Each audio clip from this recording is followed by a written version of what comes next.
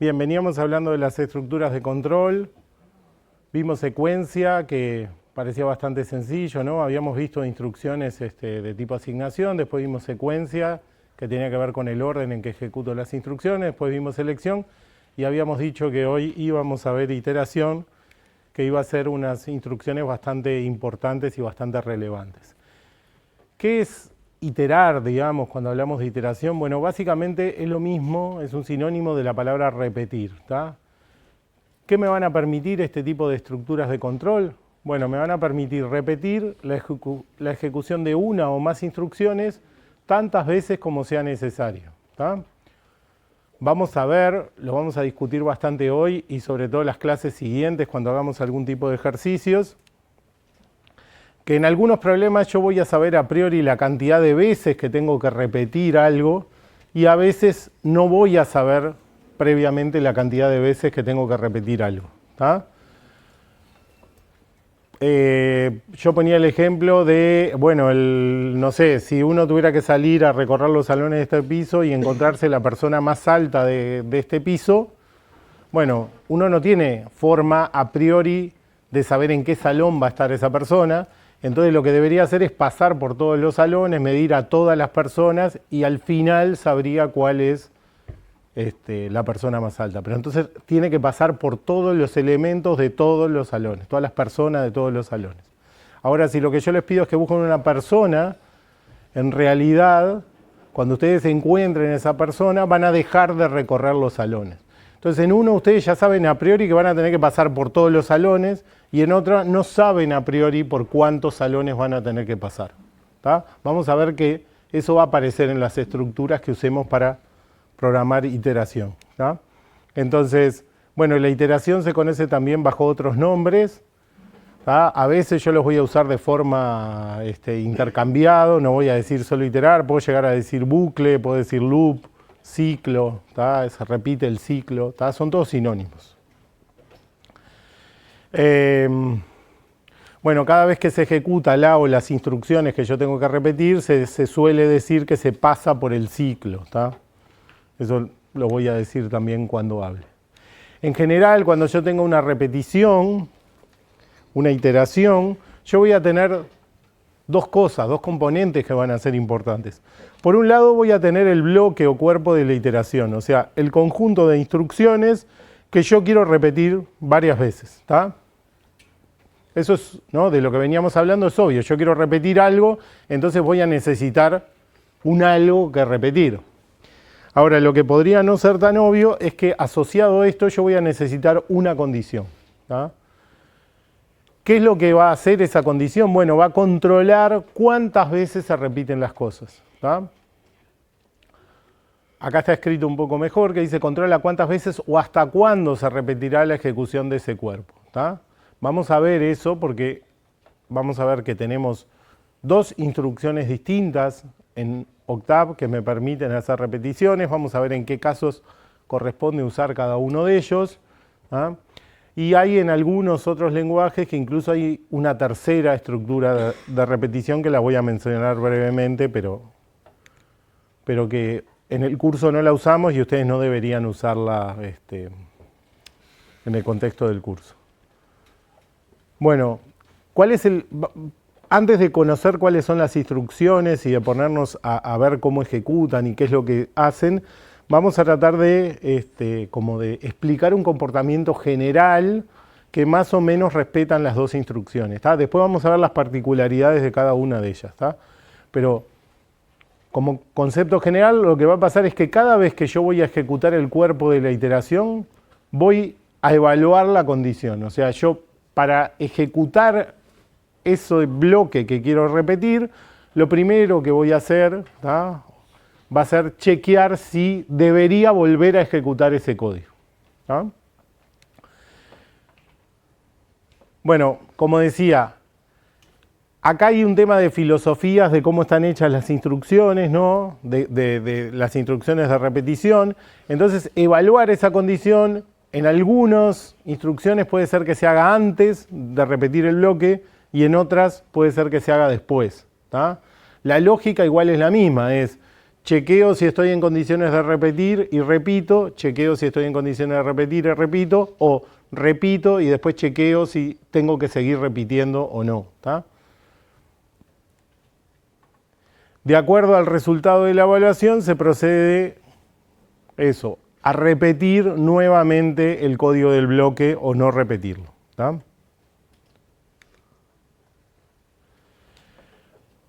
Bueno, pero entonces, ¿cómo se corta una iteración? O sea, yo voy a tener una repetición y ¿por qué va a repetir algunas veces y eso en algún momento va a parar? ¿No? Porque el riesgo es que se repita infinitas veces. ¿Ah? Bueno, en el caso más típico, lo que va a pasar es que yo voy a tener que tener una modificación en la condición. Vamos a ver que va a haber instrucciones en las que yo lo haga explícitamente, o sea, yo escriba algo para eso. Y vamos a ver que hay otra instrucción, el for, donde las cosas se dan de forma un poco más automáticas, ¿tá? Que lo vamos a discutir un poquito después. ¿Tá? Entonces, en general, si yo tengo que modificar una condición que afecta a la repetición o no, perdón, para que se modifique el valor de una condición que afecta a la repetición, lo que tiene que pasar es que alguna variable que aparezca de alguna forma en esa condición, tiene que modificarse de alguna forma. ¿Ah? Entonces dice, bueno, esto implica que dentro del bloque de la iteración, una o más variables que componen la condición tienen que cambiar su valor. Vamos a ver que eso en algunos casos lo vamos a hacer de forma explícita, o sea, el programador tiene que hacer un cambio en esa variable. Vamos a ver que en otra instrucción como el for, eso se da de forma implícita, pasa. Yo escribo algo para que eso pase, pero no estoy haciéndolo en todos los pasos. ¿Tá? ¿Me siguen más o menos hasta acá? Hasta acá los conceptos importantes es, tengo un bloque que quiero repetir y tengo que tener una condición que de alguna forma me diga, bueno, ¿hay que seguirlo repitiendo o no? Fíjense que si en un caso eso me da verdadero y me dice que tengo que seguir repitiéndolo, para que en algún momento deje de seguir repitiéndolo, tiene que haber un cambio en esa condición. Si no hay un cambio en esa condición, voy a seguir repitiendo infinitas veces. ¿Tá? Estos son los conceptos importantes que vimos hasta ahora. ¿Se entendió? Bueno, entonces acá vuelve sobre esto a explicarlo un poco más en detalle. O sea, tiene que haber al menos una variable en la expresión lógica que controla la iteración que... Para que la iteración termine, la expresión lógica que controla la iteración tiene que tener al menos una variable. Si la condición que yo tengo está formada todo por constantes, si se cumple una vez, se va a cumplir siempre. Y si no se cumple una vez, no se va a cumplir nunca. ¿Tá? Pues las constantes no se van a modificar. Entonces, si yo tuviera una expresión de este tipo, en realidad sería 1 igual 1, eso no va a parar nunca. Porque esa condición se va a seguir cumpliendo hasta el infinito. Ahora, si yo tengo una condición del tipo x mayor que 5, bueno, va a depender del valor de x si eso tiene que ejecutar o no tiene que ejecutar. Entonces, si yo tengo la capacidad con mi programación, con las instrucciones, de modificar la variable x, lo que voy a lograr es que esa repetición pare o no pare. ¿Tá? Bien. Entonces, como consecuencia de eso, ¿tá? O sea, tengo que tener en la condición una variable y bueno, y aparte de tener una variable, tengo que hacer algo que modifique a esa variable en la ejecución, porque si no estaría en la misma. Si x nunca se modifica, lo que va a pasar es que si la condición se cumple, se va a seguir cumpliendo. Entonces, al menos una de las variables que forman parte de la expresión lógica que controla la iteración, tiene que ser modificada dentro del bloque de la iteración. ¿Ah? Bueno, y acá está dicho todavía más redundante, pero por si quedaba alguna duda, que es que dentro del bloque de la iteración tiene que haber una o más asignaciones que modifiquen una o más de las variables que forman parte de la condición. ¿Ah? Bueno, ¿qué estructuras tienen, qué instrucciones tiene Octave para manejar las repeticiones? Va a tener dos, que son las que básicamente vamos a usar en el curso, que son while y for. Como siempre vamos a empezar un poco por la semántica y por la sintaxis, ¿tá? ¿Qué es lo que me va a permitir hacer el while? Bueno, mientras se cumpla una cierta condición, repetir la ejecución de una instrucción o un conjunto de instrucciones, ¿tá? ¿Se acuerdan que en el pseudocódigo nosotros decíamos, poníamos por ejemplo, mientras pase tal cosa? Bueno, eso que en el pseudocódigo representábamos como el mientras, de alguna forma se va a modelar en, digamos, cuando lo pase a un programa concreto, eso va a terminar siendo un while. ¿Ah? Bueno, ¿cómo funciona el while? Yo voy a tener dos palabras reservadas, que van a ser el while y el end while. Como les dije, acá es lo mismo, se puede poner end solamente, no hace falta poner end while, pero el end while, fíjense que en la pasada teníamos ifs, vamos a tener ends asociados a esos if. En realidad es una buena idea usar el end while porque me permite saber que es el end del while, ¿tá? Si lo escriben con end no va a pasar nada, en Octables va a funcionar, en MATLAB seguro que funciona así, ¿tá? Entonces voy a tener esas dos palabras reservadas, ¿tá? Y voy a tener que escribir una cierta condición acá, que va a ser una condición lógica, ¿tá? Y adentro, entre el while y el end while, voy a tener que escribir una instrucción o un conjunto de instrucciones, ¿tá? Que son lo que se va a repetir, ¿tá? ¿Cómo va a funcionar? Bueno, va a venir el programa ejecutando, lo primero que va a hacer es evaluar la condición y si es verdadera, va a ejecutar la instrucción o el conjunto de instrucciones que estén acá. Va a llegar al final del end while y va a repetir el proceso, o sea, va a venir acá y va a volver a evaluar la condición. Si la condición vuelve a ser verdadera, otra vez ejecuta esto y vuelve acá. ¿Cuándo esto va a dejar de repetir? Bueno, cuando en algún momento esta condición sea falsa, ¿tá? ¿Se entendió eso? Ahora vamos a hacer ejemplos de ejecución para terminar de entender cómo funciona esto, ¿tá? Entonces, yo voy a venir ejecutando el programa. Acuérdense que es while condición, o sea que lo primero que voy a hacer es chequear la condición. Si la condición es verdadera, voy a ejecutar las instrucciones y voy a volver a chequear.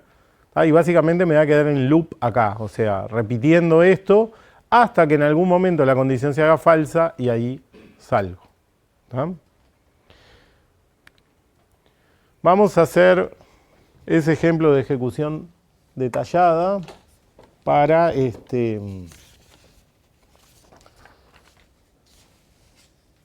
para entender cómo funciona el while. Voy a copiar primero el código acá y vamos a hacer nuestra tablita con variables y todo eso como hacemos siempre.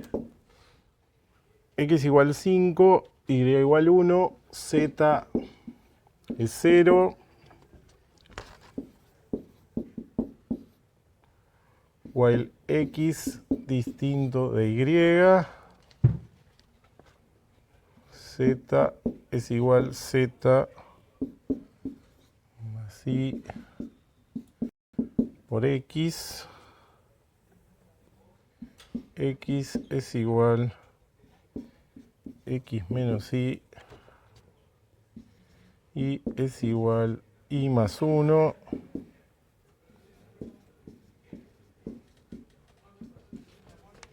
en while.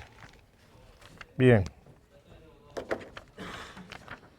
Vamos a empezar a ejecutar el programa. Como siempre empezamos por la primera instrucción. No tengo ninguna variable creada, voy a generar el entorno de variables, como siempre. No tengo ninguna variable del lado, no tengo ninguna variable creada, la variable que aparece del lado izquierdo es X, así que la pongo del lado izquierdo.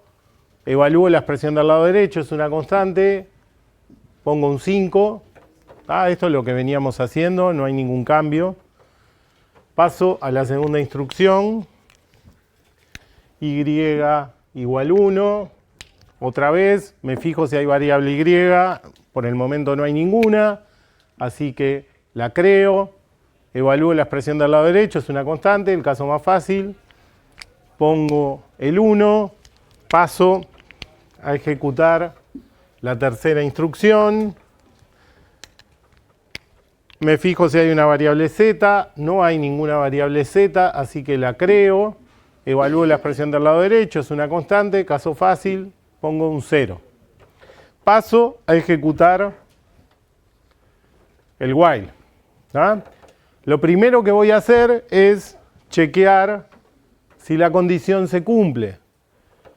Como estoy en una expresión lógica, como estoy en una condición, digamos, es como si estas cosas estuvieran del lado derecho de una asignación. O sea, lo que necesito saber es el valor de x y el valor de y. ¿Dónde lo voy a saber? Acá en la tabla. X vale 5, y vale 1, son distintos, o sea que la condición es verdadera, o sea que la siguiente instrucción que voy a ejecutar va a ser esta. Le voy a poner una flecha 1, de que es la primera vez que estamos pasando por ahí. Bien, tengo una asignación de vuelta. Voy a cargar en z. ¿Qué es lo que voy a cargar en z? Evaluar esta expresión. Ahora sí voy a tener que mirar varios valores acá en la tabla. Como tengo una multiplicación, la multiplicación va primera, así que es x vale 5, y vale 1, así que 5 por 1 es 5, y se lo sumo al valor que está en z, que es 0, o sea que me da 5, y a partir de este momento z vale 5. Esto lo tacho y tengo un 5 ahí. ¿No? Me siguen hasta acá, ¿no? Estamos haciendo asignaciones, esta tiene varias variables, pero es lo mismo que veníamos haciendo. Paso a la siguiente instrucción.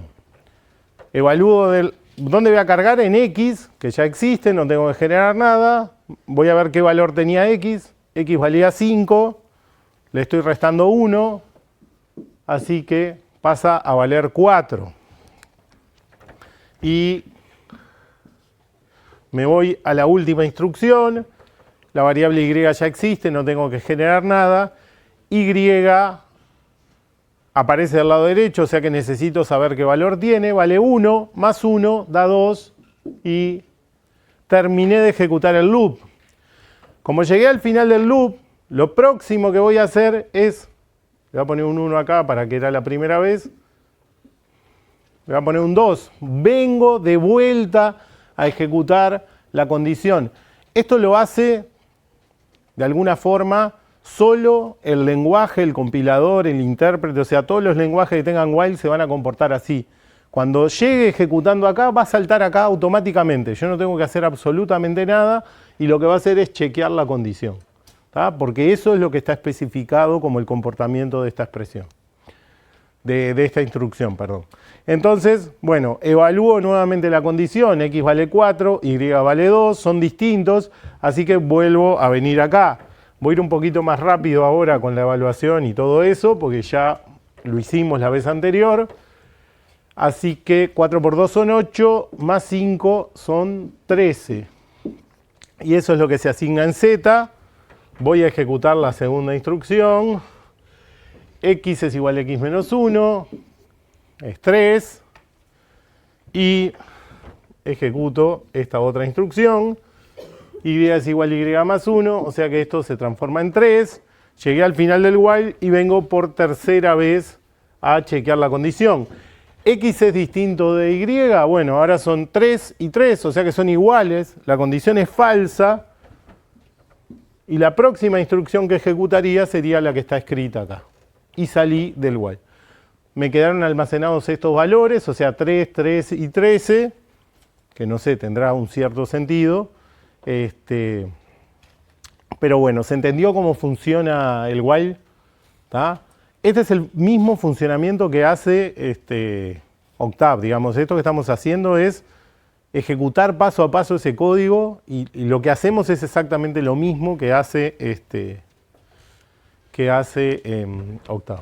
¿Ah? Y bueno, todos los lenguajes que tienen while se comportan más o menos igual. Vamos a hacer otro ejemplo con una pequeña modificación de esto, que es, lo voy a hacer acá en paralelo. Todas las instrucciones van a ser las mismas, lo único que vamos a cambiar es esta de x igual a 4. ¿Ah?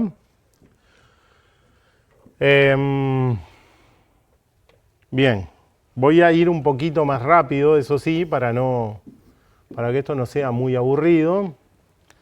Entonces, bueno, lo primero que tengo son 3 asignaciones. X igual a 4. Pongo las flechas para allá para que se acuerden que es este mismo código. ¿Ah? X igual a 4, Y igual a 1, Z igual a 0. Así que hago las 3 asignaciones. ¿Ah? Y venimos a chequear el while por primera vez. ¿Tá? X es distinto de Y, sí, estamos bien. Así que vamos a ejecutar todas las instrucciones del bloque. Ya pongo las rayitas acá. Me adelanto. Bueno, Y vale 1. X vale 4, o sea que suman, multiplicados dan 4, perdón. Sumado a 0 que vale Z. Eso es lo que tengo que asignar en Z. O sea que acá tengo un 4. Vengo a ejecutar acá. Vale 3. Vengo a ejecutar acá. Vale 2.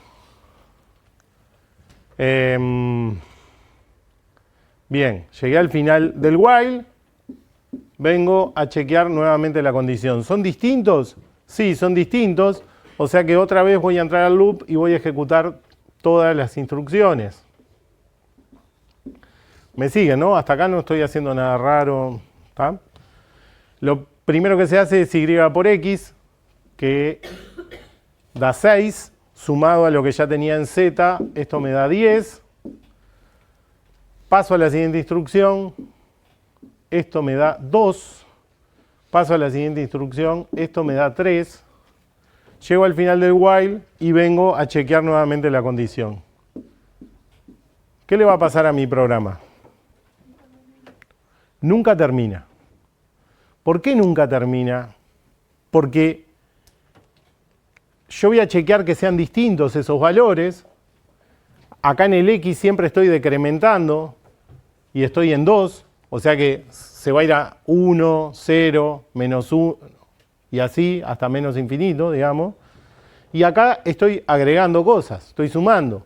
Entonces estoy en 3 y lo que va a pasar es que va a valer 4 cosas hasta más infinito. Nunca va a pasar que sean iguales, entonces nunca se va a romper esa condición del loop. ¿Se entiende eso? Bueno, eso es un error de programación, es lo que yo les decía. ¿Se acuerdan que yo les hablaba del perro verde y todo eso? O sea, esto es un programa que está bien escrito.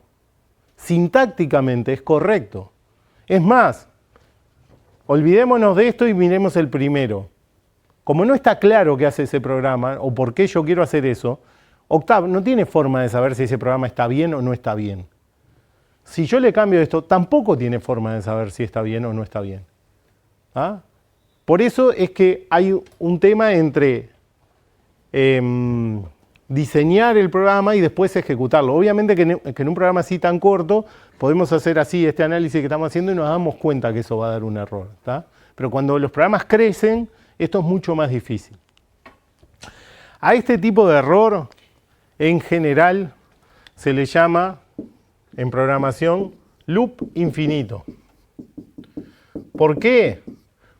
Ustedes pueden probar a hacer esto en Octave, programarlo, escribir ese pedazo de código y ponerlo a ejecutar con el X igual a 4. ¿Qué es lo que va a pasar? Fíjense, este programa usa una cantidad de memoria fija, o sea, ya tiene asignada la memoria que necesita.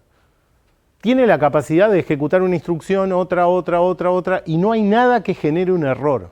Entonces, en general cuando uno ejecuta un programa así, Octave, como ejecuta en un entorno, puede llegar a darse cuenta de que está pasando algo raro y cortar la ejecución. Pero si ustedes hacen este programa en C, lo compilan y lo pueden ejecutar, lo que les va a pasar es que la computadora no les devuelve el control. O sea, está ejecutando, pero no logra terminar nunca porque está repitiendo esto infinitas veces. ¿Se entiende eso? Esto es un error grave de programación, digamos. Esto se penaliza en el parcial. Chequeen siempre, cuando están resolviendo el problema, que cambian las condiciones acá, ¿no? Que cambian las variables y que las cosas que ponen ahí permitan que el loop termine. ¿Tá? Vamos a ver varios ejemplos de esto, entonces espero que se entienda y que no cometan ese tipo de errores. ¿Tá? Pero esto es un error grave, es importante, ¿tá? Porque es eso, es como que uno fuera al cajero, no sé, pone la clave, empieza a chequear cosas y nunca me devuelve el control y no puedo seguir haciendo nada. ¿Tá? Es un error de programación importante. ¿Se entendió esto? Bien. Vamos a ver algún ejemplo más.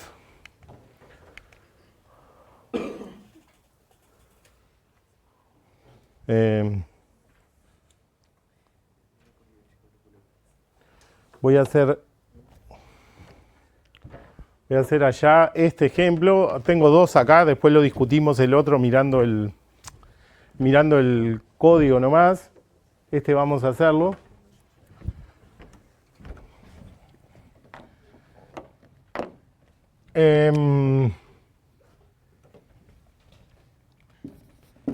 Acá tenemos también un código y lo que queremos ver es qué da ese código como resultado. ¿Tá?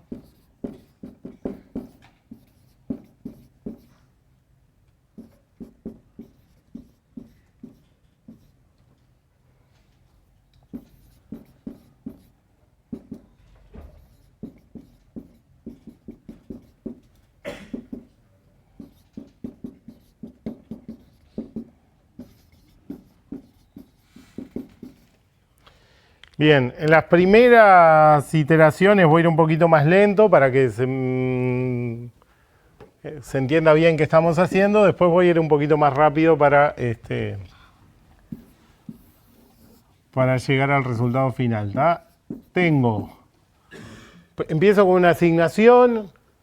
A la variable prod le voy a asignar 1 y a la variable i le voy a asignar 2.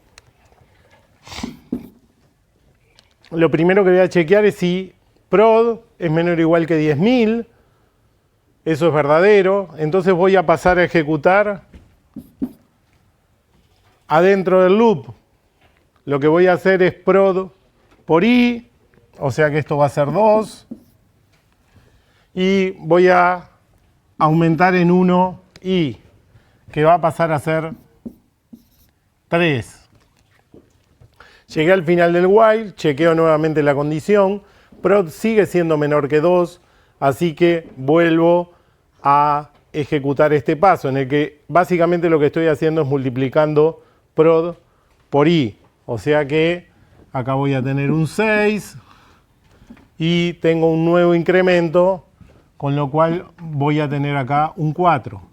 Fíjense que esto recién va a parar cuando el valor que tenga acá sea más grande que 10.000, o sea que estoy bastante lejos de que eso pase.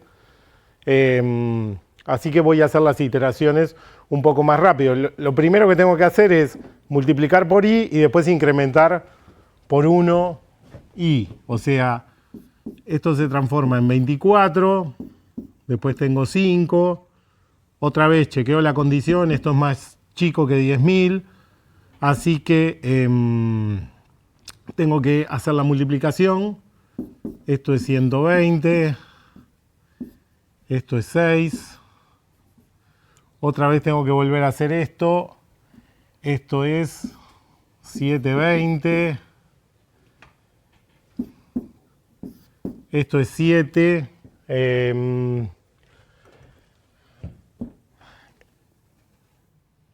esto es 5040, si no me acuerdo mal,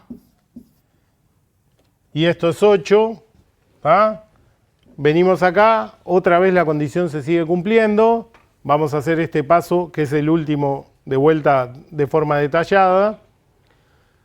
Prod es 5040, tengo que multiplicar por 8, 8 por 4 son 32, me llevo 3 y 8 por 5, 40, 40.320, este no vale más y incremento el i en 1, me da 9, llego al final del while, chequeo la condición ahora sí es falsa, o sea, prod es más grande que 10.000, llegué al final de mi programa y voy a estar acá. ¿Tá?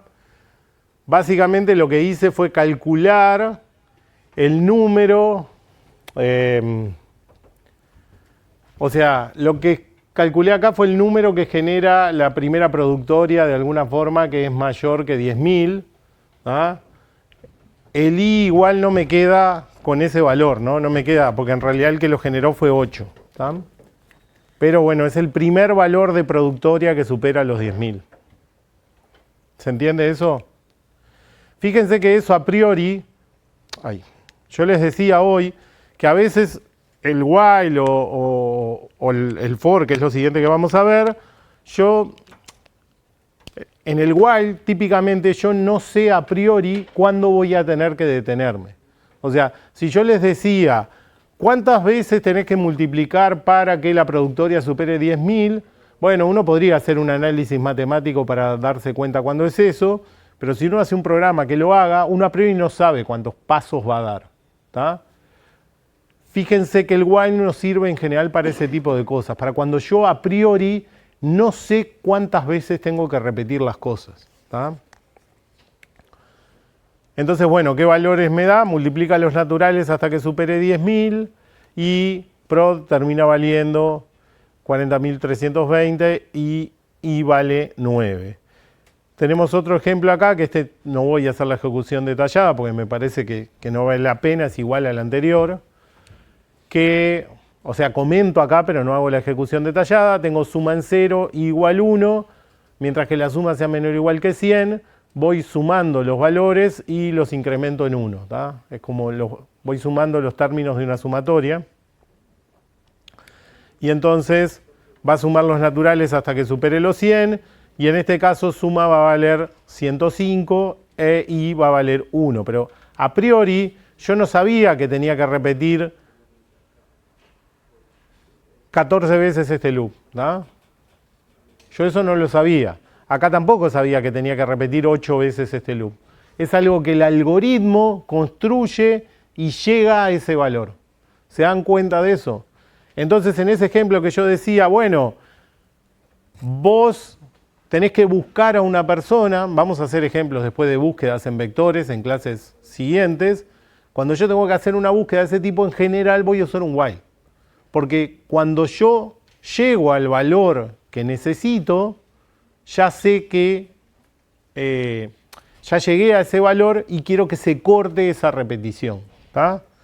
O sea, acá yo no tiene sentido que siga repitiendo porque a mí lo que me interesaba es el primero que pase los 10.000.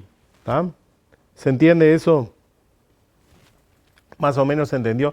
Vamos a hacer en clases siguientes más ejercicios, digamos, vamos a discutir un poco esta diferencia entre while y for, pues parte de lo que se evalúa en el primer parcial de iteración. O sea, ustedes deberían entender cuándo conviene usar while, cuándo conviene usar for.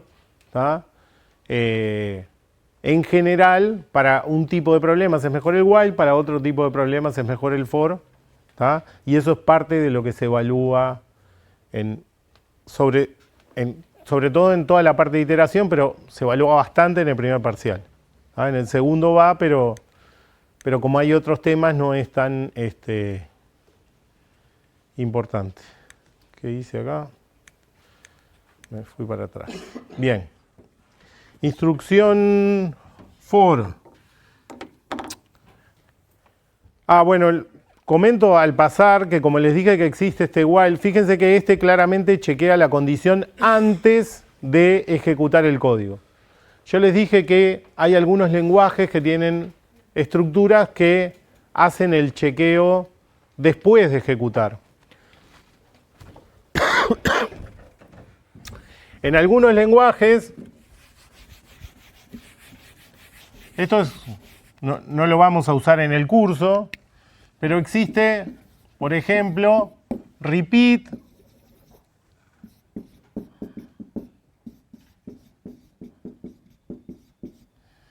existe una instrucción que se llama repeat until, que es repetir algo hasta que se cumpla una condición.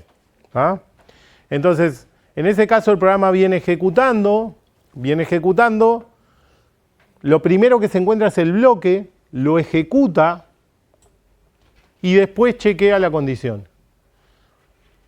Por un tema de la palabra until y de cómo se estructura este tipo de cosas, en ese caso repite hasta que pasa algo, o sea que en realidad sale cuando la condición es verdadera y si la condición es falsa sigue repitiendo. ¿Tá? ¿Ven alguna diferencia importante entre estas dos estructuras con respecto a las repeticiones? Miren aquella que tiene el bloque primero y miren esta que tiene la condición primero. ¿Qué diferencia hay? ¿Hay algo que una hace que la otra no hace? ¿Ven algo ahí raro? El while puede ejecutar 0 veces. Aquella estructura siempre repite una vez el código. ¿Tá? En Octave no la usamos, no la tenemos. Hay en algunos lenguajes que está. Está bueno que vean esas cosas, de decir, mira, esto yo puedo hacer que no repita nunca. Puede pasar que, no sé, eso, yo tengo que buscar algo en un vector, ¿no? Entonces ya vamos a ver cómo escribo eso, cómo es el largo del vector para ver si tengo que buscar. Si el vector es vacío, no tengo que buscar ningún elemento porque el vector es vacío. ¿Se entiende? Entonces el while, en algunos casos como eso, automáticamente va a chequear y va a hacer que no se repita ninguna vez. ¿Tá? ¿Se entendió eso? Bien, vamos a el for. El for es un poco más complicado, o les puede resultar un poco más complicado a lo primero, porque hay algunas cosas que hace de forma un poco automática, y eso a ustedes a veces les genera dudas a lo primero, aunque en general suele ser más sencillo el for que el while. ¿Tá? Vamos a ver un poco cómo es la semántica, cómo se escriben las cosas y vamos a hacer ejemplos también de ejecución para entender cómo funciona. Bien, en este caso yo quiero repetir la ejecución de una instrucción un número exacto de veces, ¿tá? que lo voy a conocer a priori, ¿tá? O sea, antes de comenzar la ejecución. ¿Tá? En el ejemplo que les ponía de los salones, yo sé, en este piso hay 10 salones. Entonces, bueno, hay que entrar a los 10 salones. Es eso, 10 salones. Ya sé que son 10. ¿Tá? Vamos a ver que la sintaxis es un poco más rara. ¿Ah? Y el funcionamiento también, pero ahora lo vamos a ver con ejemplos de ejecución detallada y se va a entender bien. ¿Tá? Para empezar, las palabras reservadas en este caso van a ser for y end for, o sea, voy a poner un for al principio y un end for. Otra vez, como en el while, tengo acá el conjunto de instrucciones que quiero que se repitan, o la instrucción que quiero que se repitan, y acá es donde empiezan las cosas raras. ¿Tá? Para empezar voy a tener un igual, como si fuera una especie de asignación, y voy a tener una variable que voy a tener que poner del lado izquierdo, a la que se le va a llamar contador a esa variable. ¿Tá? Y después, del lado derecho del igual, voy a tener que poner dos valores. ¿Tá? Esos valores pueden ser expresiones, o sea, puede ser una variable, puede ser algo que tenga un valor en un momento dado, ¿tá? O podrían ser constantes escritas a mano, tipo 1 y 10. ¿Tá? ¿Qué cosas tengo que poner acá? Y acá hay un 2 puntos. ¿Tá? Tengo que poner un valor inicial y un valor final. ¿Tá? ¿Cómo va a funcionar esto? Va a venir ejecutando el programa, va a llegar al for y lo primero que va a hacer es asignar el valor inicial al contador. ¿Ah? Y lo que va a hacer es comparar con el valor final. Si es menor o igual, se va a ejecutar la instrucción. Si no es menor o igual, bueno, ahora digo qué va a pasar si no es menor o igual. Si es menor o igual, se va a ejecutar la instrucción. O sea, la instrucción o las instrucciones. Va a llegar al final del for y lo que va a hacer de forma automática, sin que yo haga nada y le diga nada, es que va a aumentar en 1 el contador. Lo va a incrementar en 1. Va a volver a repetir estas instrucciones, otra vez va a chequear con la condición de valor final, si sigue siendo menor o igual, otra vez se incrementa en 1 y sigue haciendo esto. ¿Qué es lo que va a pasar con eso? Es que bueno, si yo quiero repetir 10 veces, por ejemplo, y pongo 1 y 10, lo que va a pasar es que va a repetir 10 veces, porque va a entrar una vez con el 1, otra vez con el 2, otra vez con el 3, y así hasta que entre con el 10. Bueno, ese proceso se va a repetir hasta que el contador supere el valor final. ¿Tá? Cuando llegue al final del for, va a pasar que en algún caso le tocaría que el valor, que el próximo valor que toma contador sea 11, y dice, bueno, pero querías de 1 a 10, o sea que me pasé de ese valor, entonces no tengo que repetir más. ¿Se entendió eso? ¿Por qué aparece este contador y esos valores? Porque en general yo voy a querer diferenciar en qué repetición estoy. Fíjense en el while lo que pasaba, por ejemplo con el ejemplo aquel de la productoria y eso. Yo llevaba una variable de alguna forma ahí que me iba indicando en qué paso estaba. Primero estaba en el 2, después en el 3, después en el 4 y eso era el valor que tenía que multiplicar. Piensen en un vector de largo n que yo quiero recorrer todos los elementos.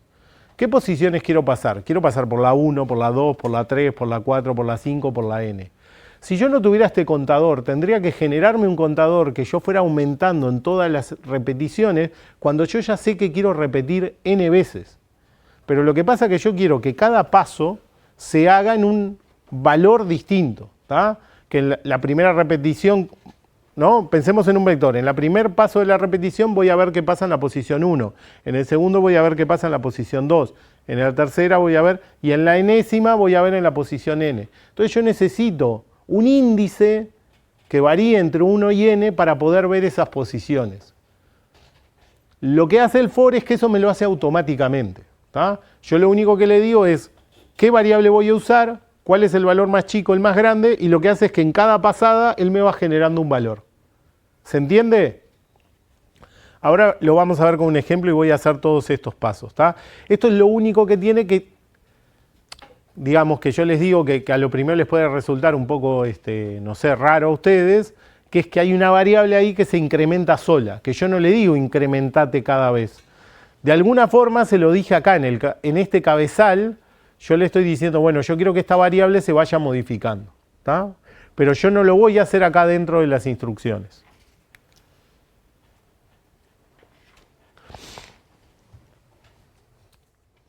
Bueno, algunas reglas, digamos, pautas que mejoran la programación, ¿tá? Fíjense que esto que yo les decía, pensemos otra vez en ese vector de largo n, ¿no? Yo voy a hacer un for de i desde 1 a n. Si yo modifico la variable de conteo, o sea, el contador adentro del ciclo, ¿ah? Si yo miro el for y dice de 1 a n, lo que yo me imagino es que ese for se repite n veces. Si adentro del for yo toco la variable contador y la puedo modificar, multiplicarla por 2, sumarle 8, hacerle cualquier cosa, lo que va a pasar es que voy a perder visibilidad de cuántas veces se repite eso. ¿Qué era lo que quería al principio? Dijimos, el while me permite repetir cuando yo no sé cuántas veces es. El for me sirve porque yo a priori sé cuántas veces tengo que repetir. Yo miro la línea del for y sé cuántas veces se repite algo. Si yo permito que la variable del for se toque adentro y le haga cualquier cosa, le cambie el valor, lo que va a pasar es que voy a perder esa visibilidad. Entonces esto, si bien hay muchos lenguajes de programación que lo permiten hacer, se considera una mala práctica de programación. O sea, ustedes no deberían hacerlo, ¿tá? Esto siempre lo llevo a términos del parcial y todo eso. Esto, si ustedes lo hacen, se pena en el parcial, ¿tá? Está mal hacer esto. ¿Ah? Incluso lo que les va a pasar en Octave, que ahora después cuando veamos un ejemplo de ejecución detallada, por ahí lo explico más en detalle, es que si ustedes lo modifican, Octave no les va a dar bola y va a usar la información que tenía antes. Y después les voy a explicar por qué pasa eso. ¿Ah? Otra cosa que pasa acá es que hay toda una sutileza, ¿no? Yo les dije acá, bueno, si es menor o igual, se ejecuta la instrucción y se incrementa el contador. Hay una sutileza acá con cuándo es ese incremento de la variable, ¿tá? O sea, si yo digo for i desde 1 a 10, hay lenguajes o compiladores que implementan que cuando termina el for i vale 10, y hay compiladores y lenguajes que implementan que cuando termina el for i vale 11. ¿Se entiende eso? Depende un poco cuándo sumes, cuándo chequees la condición, ¿tá? Entonces, otra buena práctica de programación es, después del for, no usar la variable de contador y considerarla indefinida. Cuando yo haga ejemplos de ejecución acá, lo que voy a hacer es tachar el valor de esa variable y decir, esto ya no sé cuánto vale. ¿Ah? ¿Por qué? Porque si programan en un lenguaje, lo que les va a pasar es que vale un valor, y si programan en otro, vale otro. Y no tiene sentido que usen esa variable. ¿Por qué? Porque si dice for i igual 1 a n, y 1, 2 puntos n, ¿cuál es el valor final o el último valor que usó i? Si dice for i igual 1, 2 puntos n, ¿cuál es el último valor que va a usar i? El último n. Lo tengo en el n, no preciso preguntarle a i cuánto vales. ¿Se entiende? Entonces, mi programa queda dependiente de un detallecito de implementación de los compiladores o los lenguajes, es una mala idea. ¿Tá? Yo tengo el n y uso el n. Bien, vamos a ver este ejemplo. Vamos a comenzar con este.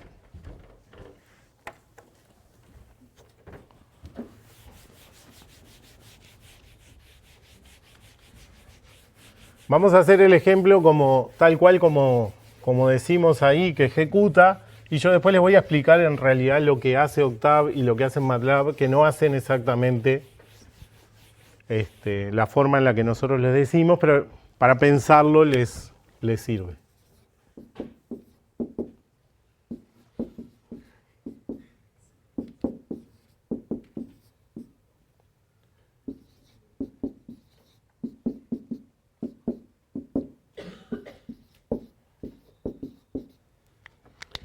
Bien.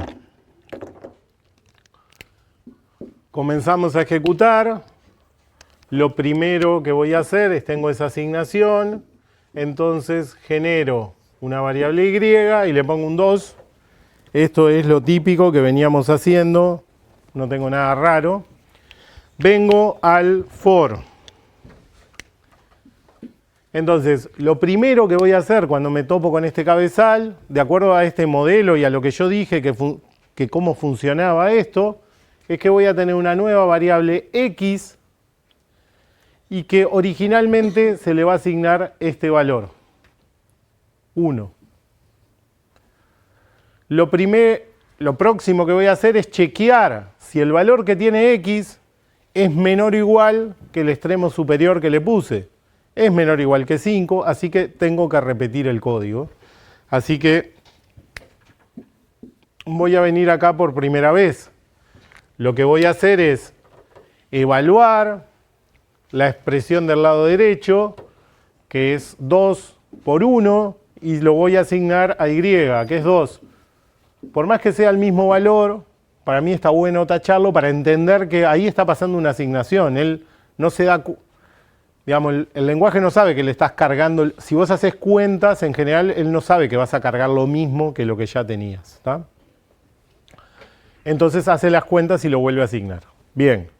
Llegué al final del for y acá es cuando les digo que pasa eso que a lo primero le llama la atención, porque hasta ahora todas las instrucciones que veíamos, si bien en el flujo de ejecución llego a un lugar y salta a otro lado o hace ese tipo de cosas, yo tenía que escribir todo lo que pasaba, digamos. Acá es donde pasa la primera cosa rara, automática, si quieren decirle, pero no es... De alguna forma, yo quiero que se convenzan que ya se lo dijimos acá, ¿tá? Pero bueno, llega al final del for y ¿qué es lo que hace? Aumenta en 1 el valor de x. ¿Por qué? Porque yo le dije, yo quiero que x valga de 1 a 5. Entonces, si el primer paso fue con 1, el segundo tiene que ser con 2. ¿Tá? Llego al final del for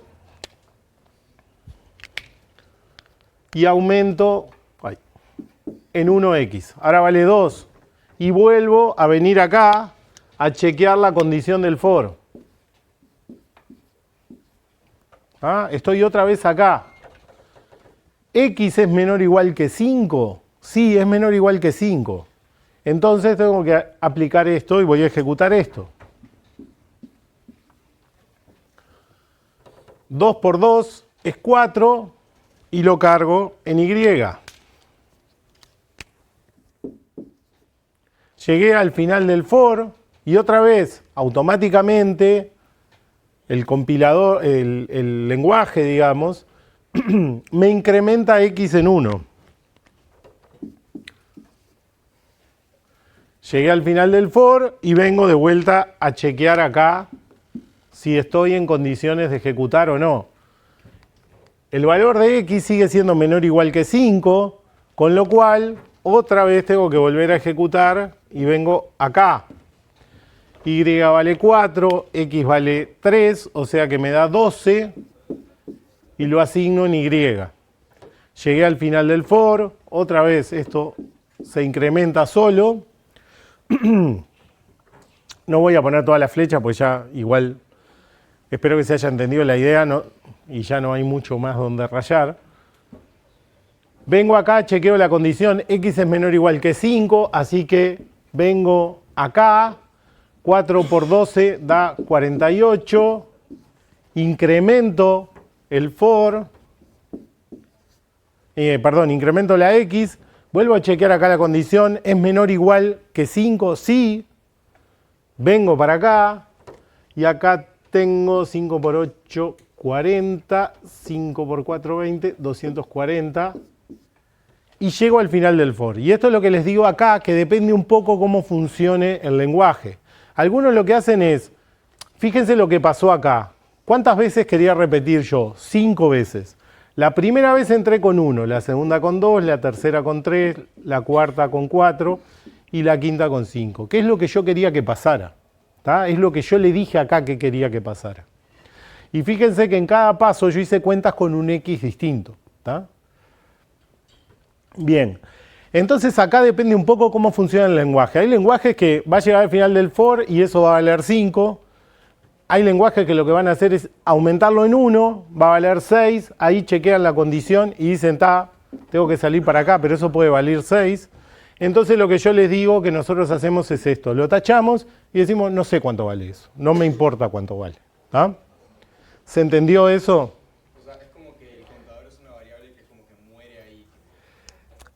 Lo que pasa es que como depende de detalles tan finos, con qué valor queda, no te conviene usarlo en un programa en general. ¿Tá? Porque si vos lo usaras después, lo que te pasaría es eso. Imagínate, la verdad que ahora no tengo ejemplos de dos lenguajes para decirles que uno se comporte de una forma y el otro de otro. Pero imagínate que C hace una cosa y Fortran hace otra. Entonces vos un día programás en C, tenés un programa, tenés una idea, no sé qué, lo hiciste así, vas al otro, lo haces en Fortran y no te anda. Y es tipo de un detalle súper sutil de cómo funciona el lenguaje a muy bajo nivel. ¿No? Entonces la gente lo que suele hacer es, sí, los contadores no los usa fuera del loop y ya está. Eso es lo más fácil. Yo les dije que Octave en realidad no hace exactamente esto, ¿tá? Y que creo que en el práctico que ven iteración hay en algún ejercicio que les hacemos saber modificar el valor de x para que vean, o modificar el valor del contador para que vean que no hace eso. Les voy a explicar un poco acá lo que hace Octave y MATLAB. Octave y MATLAB, la primera vez que se topan con esto, arman como un vector y dice, bueno, vos precisás los valores 1, 2, 3, 4 y 5. Y lo que hace es, en la primera iteración te doy el 1, en la segunda te doy el 2, así. Y cuando termine, no sé, la verdad que creo que queda indeterminado. Entonces, si vos acá le asignás algo a x, agarrás y decís, x vale 10, cuando él llega al final del for, saca el siguiente que precisa y no te da bola de esto que hiciste.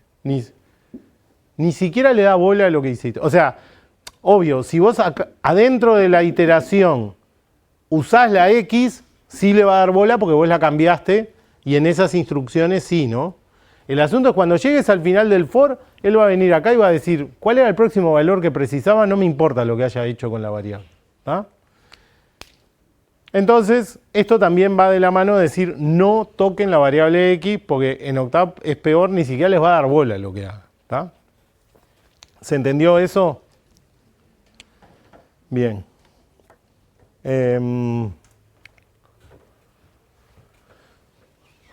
Bueno, yo les decía este formato por defecto en el que yo pongo el valor inicial y el valor final, pero los lenguajes suelen ser un poco más flexibles que eso. ¿Tá? Entonces yo puedo indicar otro valor en el medio, o sea, tengo el extremo inicial, el extremo final, y puedo poner un valor en el medio con 2 puntos, y lo que va a indicar eso es el paso del salto. Acá estos contadores, digamos, sumaban de a 1, o sea, hacían 1, 2, 3, 4, 5, porque estaba sumando de a 1. Si yo indico 1, 2.2, 2.7, lo que va a pasar es que los saltos van a ser de a 2. Va a generar en la primera iteración el 1, en la siguiente el 3, en la siguiente el 5 y en la siguiente el 7. ¿Ah? Le estoy indicando, si lo pensamos, olvidémonos de la lista, pensémoslo en el modelo acá que incrementa, lo que ese valor del medio es cuánto tenés que incrementar. O sea, cuando llegues acá, al X sumale lo que está en el medio. ¿Se entendió? Y también puedo generar for decrecientes, digamos. Lo que pasa es que tengo que indicarle explícitamente que quiero que haga un paso negativo. ¿Ah? O sea, si yo pongo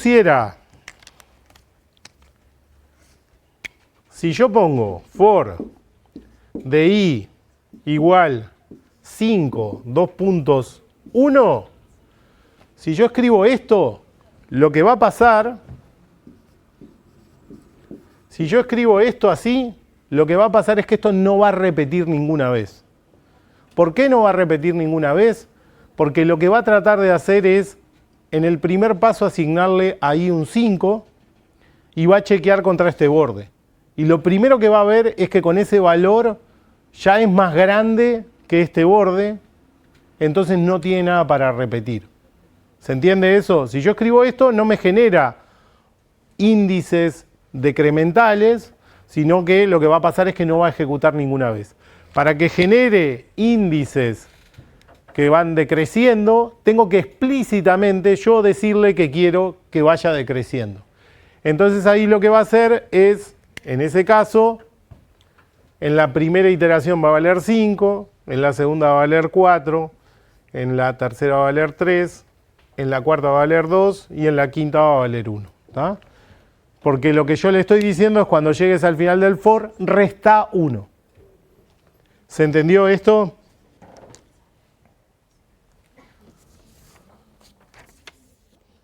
Bien.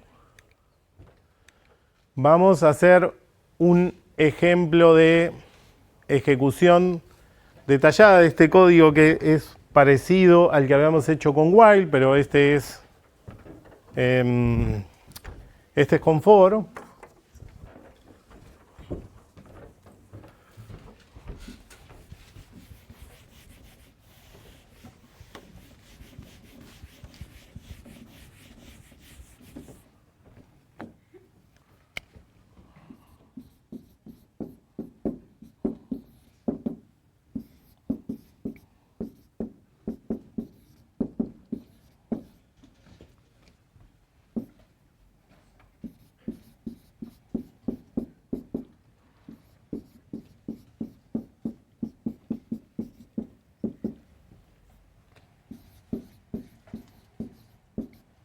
¿Ah? Y vamos a ejecutarlo y ver un poco qué va dando también para esto, para familiarizarnos con qué va haciendo el for. Bueno, como siempre voy a tener mi espacio de variables. Lo primero que tengo es una asignación, así que voy a poner result y le voy a asignar 1 y voy a venir a ejecutar el for. Como tengo la variable contador es i, tengo de 1 a 10, lo primero que voy a hacer es asignarle el 1, voy a chequear si es menor o igual que 10, voy a estar en esa situación, así que voy a pasar a repetir el código de las instrucciones. Lo que voy a hacer es result por i, que es 1 por 1, que me va a dar 1 nuevamente, y lo voy a asignar en result. Llegué al final del for, acá es donde les digo que pasa esto de que automáticamente, ¿tá? tengo un incremento de la variable i a 2. Y lo que se chequea es que sea menor o igual que 10. Sigue siendo menor o igual que 10. Entonces, lo que tengo que hacer es la multiplicación. Result vale 1, i vale 2. Así que esto me da 2. Llegué al final del for y automáticamente se incrementa en 1 la variable. Como sigue siendo menor o igual que 10, voy a seguir ejecutando eso en loop. Voy a ir un poquito más rápido para llegar a los pasos finales.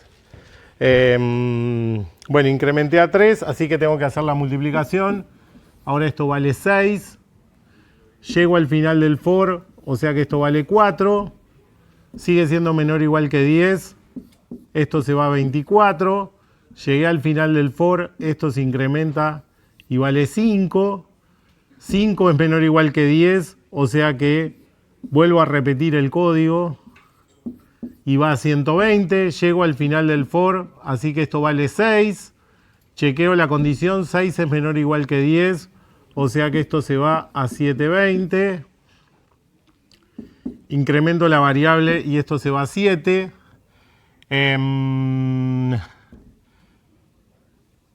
7 es menor o igual que 10, o sea que tengo que hacer la multiplicación, que esto es 5040. Llego al final del for, esto se incrementa y se va a 8.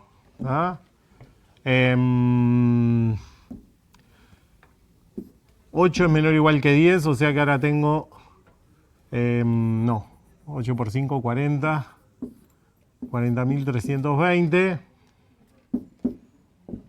¿Por qué pusimos números tan grandes? 9 es menor o igual que 10, o sea que puedo hacer la multiplicación. O sea que esto es 0, 8, me llevo 1, 27, 28, 8. 362.880. Esto se incrementa a 10. 10 sigue siendo menor o igual que el extremo que tengo acá, o sea que tengo que repetir una vez más. Esta es fácil porque tengo que agregar solo un 0. Y llego al final del for. Acá, como les decía, el valor de i, lo que asumimos, lo que vamos a asumir en el curso y lo que les recomendamos a ustedes que hagan, es que asuman que queda indeterminado. Entonces, tacho ese valor, no sé cuánto vale, no sé si vale 10, no sé si vale 11, no sé si vale el vector vacío, ¿tá? Porque fíjense en eso que les decía de sacar elementos del vector. Llegué al final del for y el resultado es el valor ahí. Y ahí lo que tengo es la productoria de los primeros 10 valores, o sea, productoria de 10 lo tengo calculado. Pero fíjense lo que decíamos hoy sobre el funcionamiento del for. En el caso del for, yo a priori sé de qué número quiero calcular. Yo quiero calcular productoria de 10, no es que cualquier valor que ponga me da lo mismo. No es que no sé cuándo va a parar de repetir. Tiene que repetir 10 veces, ¿tá? Y eso es lo que le indico en el for.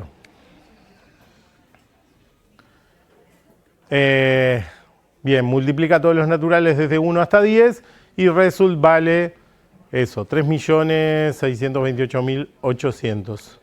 Tenemos un ejemplo más de ejecución, que este no lo voy a hacer detallado, lo comento acá, capaz que tenía que haber hecho este ejemplo en vez del otro, que es lo mismo con la suma. Empiezo en 0 la suma y lo que voy a hacer en cada paso es sumar el valor correspondiente al contador. Entonces en la primera pasada sumo 1, en la siguiente sumo 2, en la tercera sumo 3, 4, 5, 6, 7, 8, 9, 10. Cuando llego al final del for, en principio salgo, no sé cuánto vale i, el valor queda indeterminado y lo que hice fue sumar los números naturales del 1 hasta el 10, o sea, lo mismo que calcular la sumatoria, y eso me da que vale 55. ¿Tá? ¿Se entendió esto? ¿Tá?